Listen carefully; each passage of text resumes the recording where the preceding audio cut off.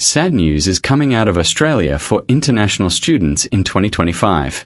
For decades, Australia has been one of the top destinations for higher education. Students from India, China, Nepal, Pakistan, and many other countries saw it as a land of opportunity, a place where world-class education and bright career paths were possible. But now, new visa rules and restrictions are changing the landscape dramatically. From tougher entry requirements, stricter financial checks, reduced work hours, to higher English language standards, these new policies are already sparking debate among students, universities, and political leaders.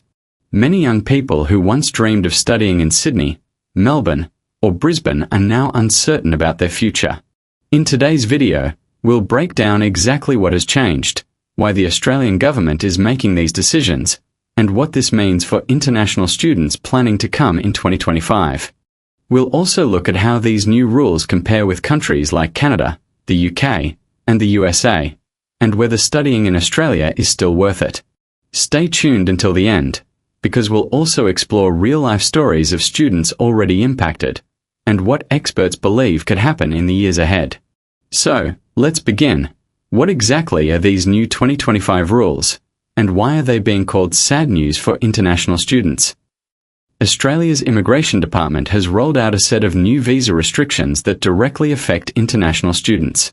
Here are the most important changes. Higher financial requirement students must now show proof of greater financial capacity before arriving. The minimum savings requirement has been raised, making it harder for middle-class families from developing nations to afford studies. Stricter English language standards IELTS and TOEFL cutoff scores have been raised. Universities are under pressure to ensure only students with genuine academic ability are admitted. Work hour limitations in the past, students could work up to 40 hours per fortnight. During COVID, this was relaxed. But now, rules are tightening again. Many industries that relied on student workers, like retail, hospitality, and caregiving, may face shortages. Genuine Student Test, GST, authorities are introducing a stricter screening process to determine if students are genuinely coming for education, not just for work or migration. This has already led to higher rejection rates in visa applications. Reduced post-study work options post-study work visas, which once attracted thousands of students, are being shortened in duration. Graduates will have less time to find a job and transition to permanent residency.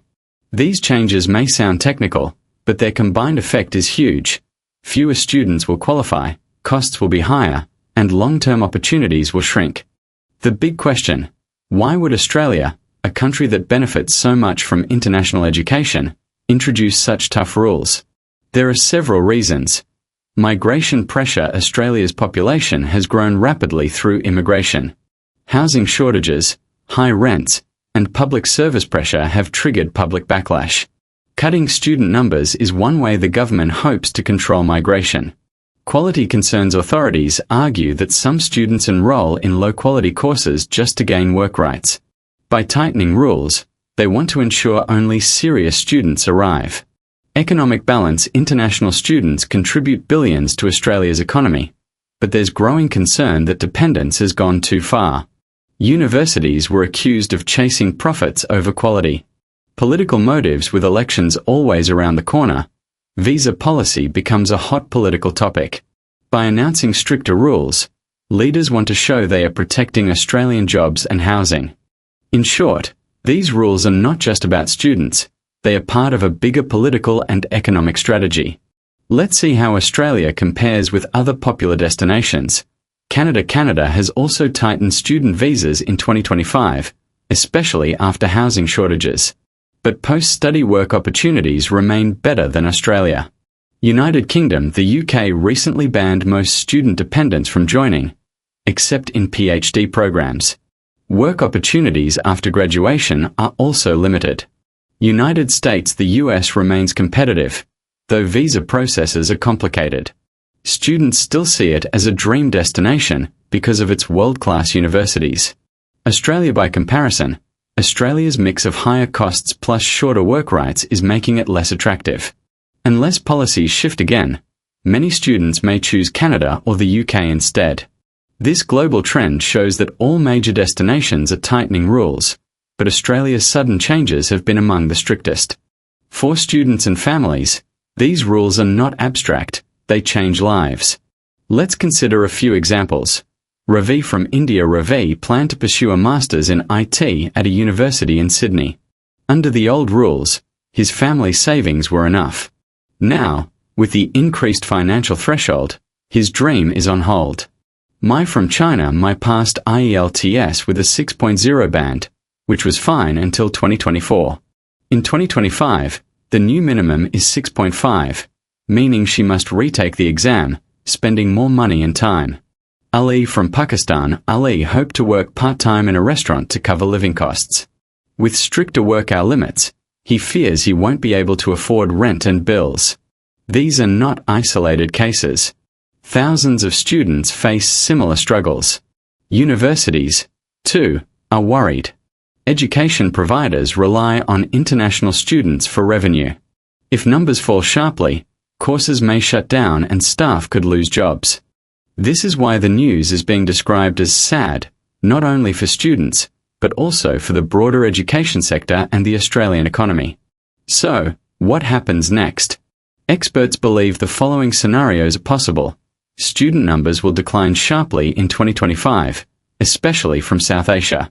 Universities will lobby the government to relax some rules. Students may shift to other destinations like Canada and the UK. Australia may eventually soften policies again if the economy suffers from labour shortages. For now, however, the message is clear. Studying in Australia is becoming more expensive, more competitive, and more uncertain.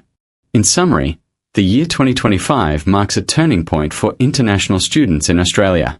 Stricter financial checks, higher English requirements, reduced work hours, and shorter post-study visas are all creating new barriers.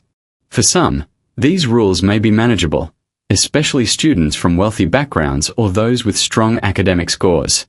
But for many middle-class families from Asia and Africa, the dream of studying in Australia is slipping away. Will this policy protect Australian jobs and housing, as the government hopes? Or will it harm universities and damage Australia's global reputation as a welcoming study destination? Only time will tell. One thing is certain: international education will never be the same again. So what do you think? Are these rules fair and necessary, or are they shutting doors on deserving students? If you were planning to study abroad, would you still choose Australia in 2025? Share your thoughts in the comments below. And don't forget to subscribe for more updates on immigration, visas, and global politics.